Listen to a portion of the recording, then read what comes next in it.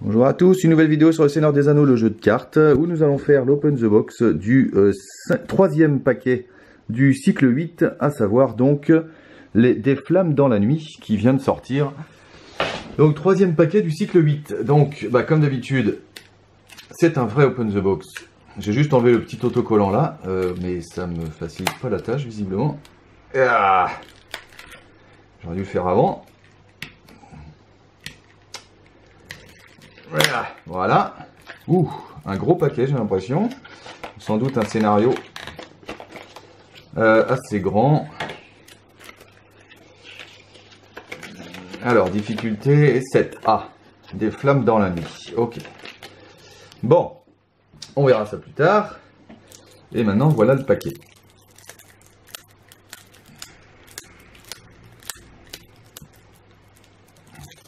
Je vais y arriver. Je n'ai pas préparé de paire de ciseaux. Et FFG ne met pas de languette sur les paquets. Voilà. Bon, ok, allez. On commence le vif du sujet. Donc, avec le héros. Qui est donc 30 d'huile. 30 d'huile. Donc, qui est commandement. Qui est Sylvain et noble. Cool. Il va peut-être remplacer Celeborn dans mon truc. Ah non. 9 de menace, 1 de volonté, 1 d'attaque, 3 défense, 4 points de vie. Un dessin, ma foi, bon, moi j'aime pas trop ce style, j'aime plus trop ce style plus exactement, mais c'est vrai qu'il est beau, il est chargé, mais... il a une action, combat, action. Jouez un allié Sylvain de votre main. Vous n'avez pas besoin de ressources adéquates pour cet allié. Limite une fois par tour. Oui, bon. Jouez un allié Sylvain de votre main. Donc ça veut dire qu'il faut le payer, en fait, vous payez un allié Sylvain pendant la phase combat plutôt que pendant la phase organisation, mais du coup vous gagnez le fait que vous n'avez pas besoin de ressources adéquates pour cet allié, ce qui veut dire que donc vous pouvez le payer avec ce que vous voulez. C'est pas mal, c'est même bien, mais du coup il rentrera pas dans mon deck parce que moi, dans mes decks actuels, vous avez vu, hein, j'ai la Tempête vient qui fait le même effet, bon... en plus, c'est limité à une fois par tour, comme la Tempête vient. La Tempête vient, c'est le premier allié de chaque joueur, et lui, c'est le premier allié en phase action, quoi. Et à condition qu'il soit Sylvain. Donc, ok, je pense que c'est un bon héros pour les decks Sylvain, mais malheureusement, je vais pas le jouer dans mes decks actuels. Je vais peut-être les jouer dans un deck plus tard, mais pas dans mon deck actuel. Dans mon deck actuel, Celeborn, il va rester. Après, si vous faites un deck Sylvain, lui plus Celeborn, déjà, c'est pas mal. Parce qu'en plus, quand il arrive, l'allié, il va avoir des stats boostés par Celeborn. Donc, en phase combat, ça peut être intéressant, par exemple pour la défense, ou voilà. Donc, ouais, c'est un héros qui est jouable, hein, largement. Le roi des elfes, c'est une carte unique. Donc, écoute, les commandements, c'est un attachement, c'est un titre. Attachez cette carte à un héros Sylvain. Inclinez le roi des elfes et ramenez dans votre main un allié Sylvain que vous contrôlez pour redresser le héros attaché. Ah, bien ça. Inclinez le roi des elfes et ramenez dans votre main un allié Sylvain que vous contrôlez pour redresser le héros attaché. Ah ouais, c'est pas mal. C'est dommage que... Parce que le seul héros Sylvain que j'ai, c'est Celeborn dans mes decks, là. Mais le problème, c'est que dans ce deck, il n'y a pas trop d'alliés Sylvains. Les alliés Sylvains, ils sont plutôt dans l'autre. Et du coup, je vais pas m'en servir souvent. Parce que redresser le héros, c'est bien. Parce que Celeborn, par exemple, il pourrait aller en quête. Il a 3 de volonté. Et puis ensuite, il pourrait défendre ou attaquer avec ça. À condition de ramener un allié Sylvain. Donc ça vous coûte le prix d'un allié Sylvain.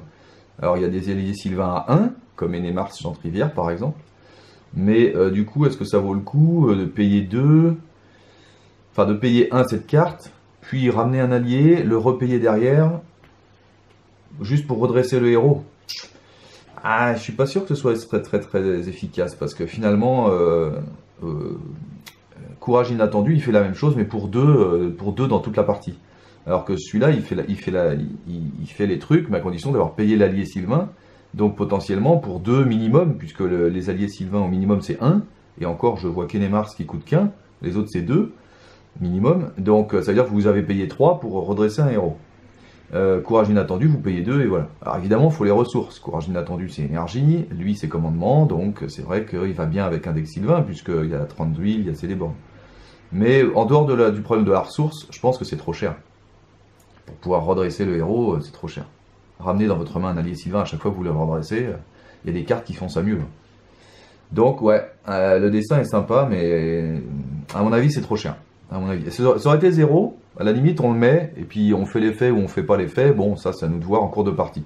Mais à 1, ça fait déjà payer cette carte qui potentiellement ne va pas servir. Donc bon, à voir, à voir. La suivante, Hors Christ, c'est un attachement aussi, commandement également, qui coûte 1 aussi, avec un très joli dessin je trouve. Un artefact, objet et arme. Protégé, ah c'est un truc protégé, donc vous le mettez dans la ZC et vous tirez des cartes jusqu'à avoir un ennemi ou un lieu, et hop vous le mettez sur ce truc là. Attachez cette carte à un héros, restreint, celui-ci gagne 2 attaques. Quand le héros attaché détruit un ennemi, ajoutez une ressource à sa réserve. Ouais. 2 attaques, c'est pas énorme, c'est bien mais c'est pas énorme, mais il y a des attachements qui font la même chose, comme la dague de Louis Treness, à condition que vous attaquiez un ennemi qui a moins de menaces que vous, plus de menaces que vous. Il y a l'épée du leg qui coûte 0 et qui potentiellement peut faire un +3 d'attaque. Donc bon, le +2 d'attaque il est pas génial quoi. Après sa réponse, quand le héros attaché détruit un ennemi, ajoutez une ressource à sa réserve. Bah, c'est chouette ça. Ça c'est bien. Par exemple sur Grimbeorn, il défend, vous utilisez son effet, vous payez 1. Et il attaque à 5, il détruit un ennemi, parce que détruire un ennemi à 5, c'est à 5 d'attaque, et plus l'effet de Grimbeorn, à mon avis, c'est jouable. Et en plus, pouf, vous récupérez sa ressource. Donc vous avez fait l'effet de Grimbeorn gratuitement. Donc l'effet est pas mal. L'effet est pas mal sur certains héros. En revanche, le problème, c'est le protéger, quoi. Parce que pour ça, vous faites venir soit un ennemi, soit un lieu. Donc, il y avait une Hors-Christ qui s'était mélangée dans les autres. Voilà. Donc, protéger ennemi ou lieu, c'est-à-dire vous faites venir un ennemi ou un lieu en plus pour ensuite récupérer la carte. C'est toujours dangereux. C'est le 3e, je crois, ou 4e attachement qui est comme ça. Moi, je préfère toujours le collier, je sais plus quel collier, c'était le 2e, là, le collier de je sais plus quoi, qui donne de la volonté et une ressource tout le temps, je crois. Il me semble que c'est celui-là. Mais celle-ci, pour moi, c'est cher payé encore. J'hésiterais. Elle va super bien avec Grimbeorn, donc j'hésite. Peut-être que je vais la mettre quand même dans mon deck. Surtout que bon, Grimbeorn, ennemi ou lieu, c'est pas mal parce que du coup ça matche bien avec Aldan. Donc je pense que je vais la mettre dans mon deck.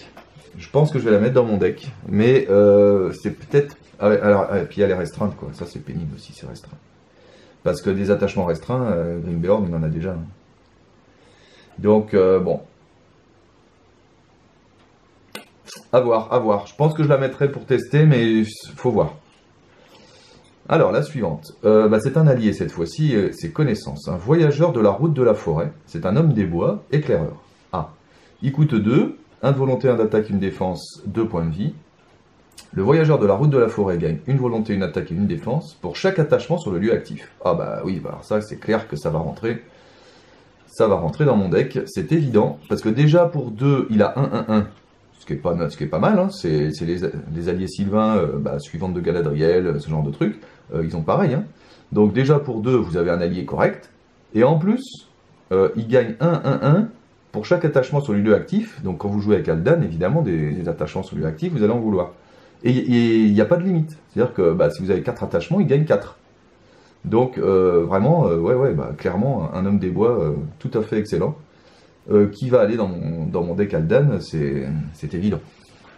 C'est évident. Je vais dézoomer un peu si je peux. Oh non, je vais juste monter un peu les cartes. On va voir si... Ouais, c'est un très bon allié ça. C'est un très bon allié. Ça, j'ai envie de le jouer de suite là. Celui-là. Clairement. Il va aller dans mon deck celui-là. Ensuite, nous en sommes aux bottes de cuir. Bottes en cuir, pardon. Un très beau dessin. J'aime bien. Ça ressemble un peu à Aragorn. C'est les pieds d'Aragorn quand il est dans l'auberge. C'est un objet, c'est un attachement connaissance et qui coûte 1. Attachez cette carte à un personnage connaissance ou rôdeur. Ah, ça c'est bien, donc un personnage. Ça veut dire donc un allié aussi. Réponse. Quand un lieu est révélé du deck de rencontre, inclinez les bottes en cuir pour redresser le personnage attaché. Ah, bien. Ah ouais, bien. Est-ce que Turindir est rôdeur? Il me semble que Turindir est rôdeur. De toute façon, Turindir, c'est un personnage connaissance. Donc sur Turindir, génial ça. Parce que Turindir, le problème, c'est que il a tellement de volonté que vous l'envoyez tout le temps en quête, et puis si vous n'avez pas de moyen de redresser, il fait que ça, quoi. Et pourtant, il a 2 d'attaque et 2 de défense, si je me souviens bien. Donc 2 d'attaque et 2 de défense, ça peut être exploitable. Surtout les deux d'attaque, surtout. Et avec cette carte, c'est bon. Si un lieu est révélé, pof, vous le redressez, et vous avez Turindir qui devient disponible. Eh moi je prends, ça je prends. Et puis ça va sur des alliés aussi. Hein. Et elles sont pas uniques, donc vous pouvez en mettre 3. Si vous tirez les 3, c'est tout bénef.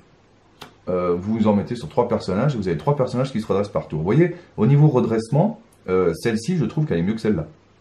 Parce que là, il faut ramener un allié, comme j'ai déjà dit, ça coûte cher. Alors que là, voilà, s'il y a un lieu qui sort, vous le redressez. Une fois que vous avez payé la carte, c'est gratuit.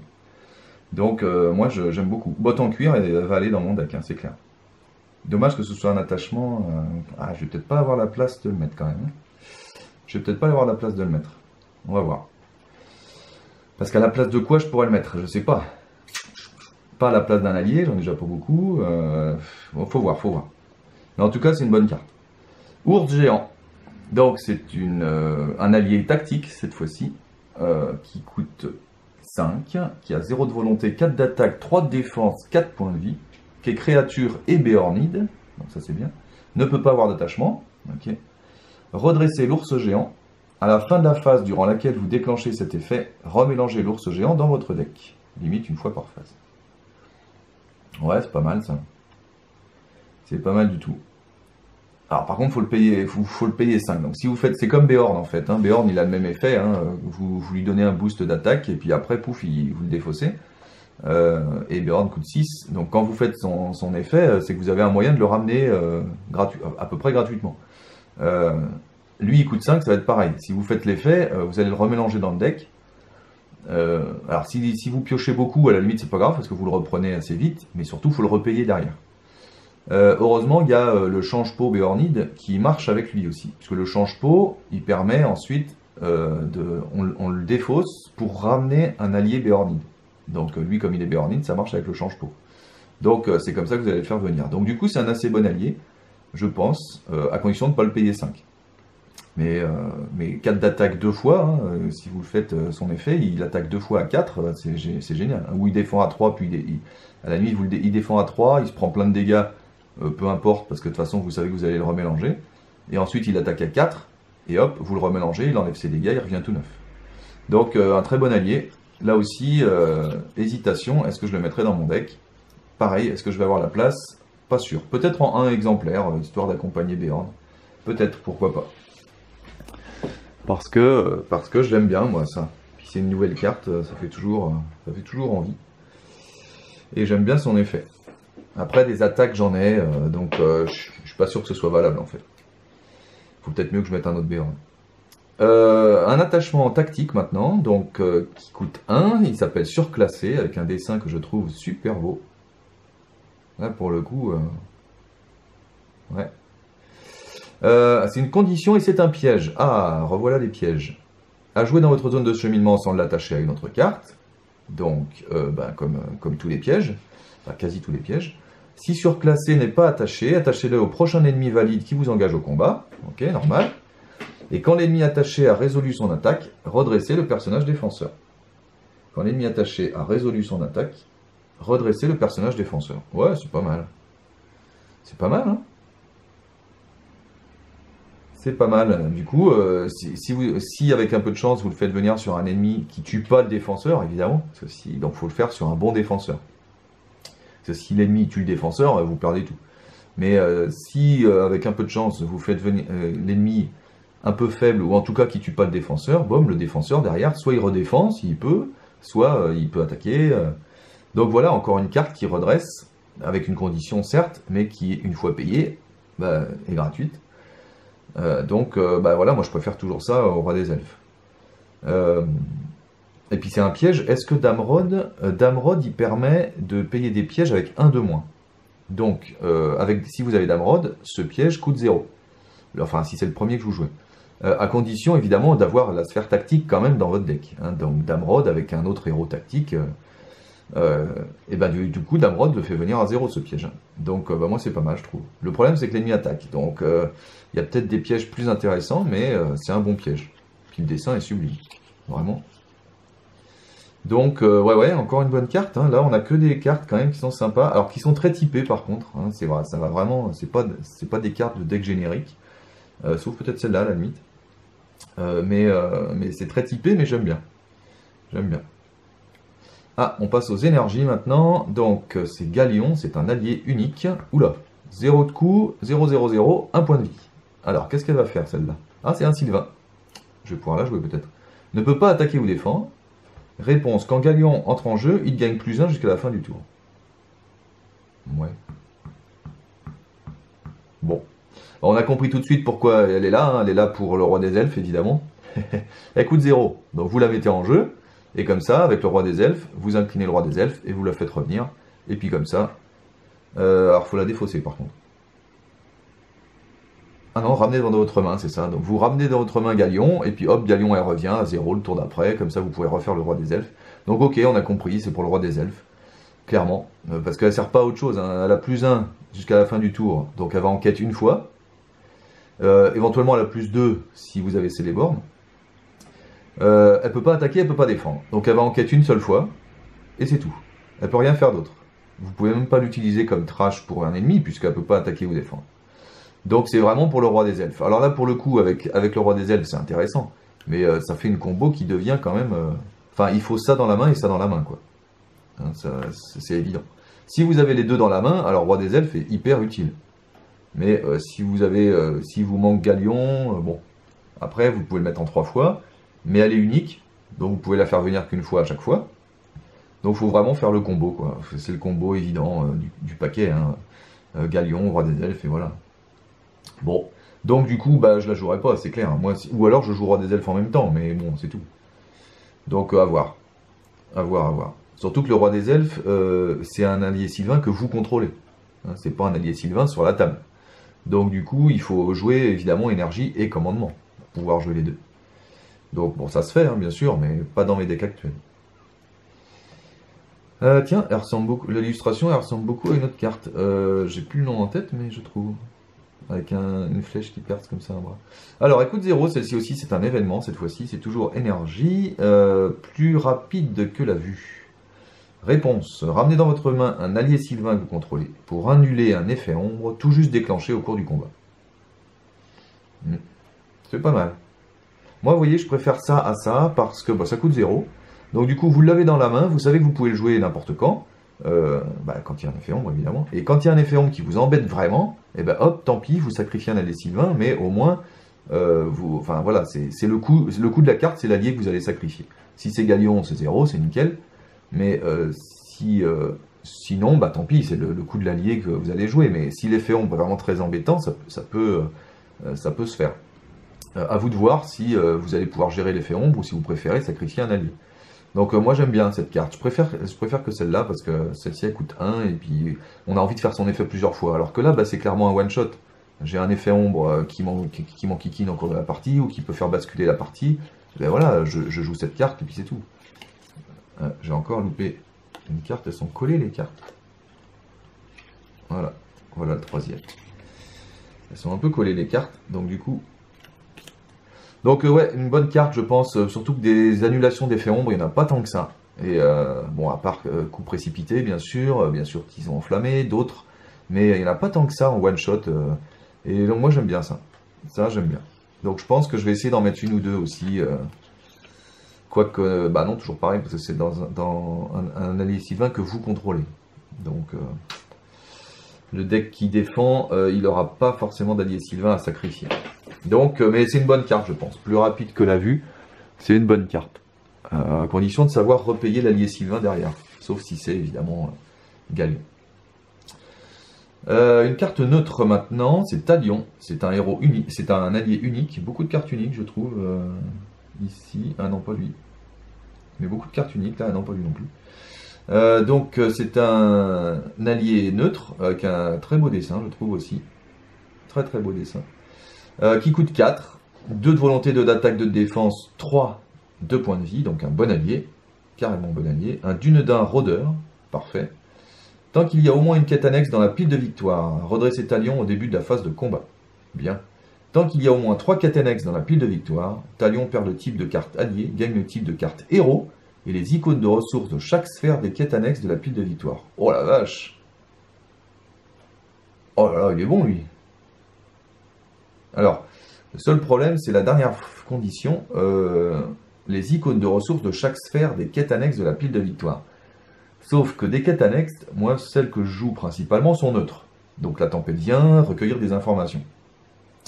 Donc du coup, c'est bête parce que même s'il y en a 3, des neutres, ah oui, mais non, parce que la troisième, elle peut forcer. Alors soit c'est la troisième, ça pourra être une quête annexe de la pile de victoire. Dans ce cas-là, il devient bien héros, mais on peut rien faire avec ses ressources quasiment, parce qu'il peut payer que des cartes neutres. Et sinon, il faut une troisième quête annexe qui a une sphère. Donc j'ai appel à l'aide, il y en a plein d'autres, mais ouais, c'est bon, hein. C'est très très bon.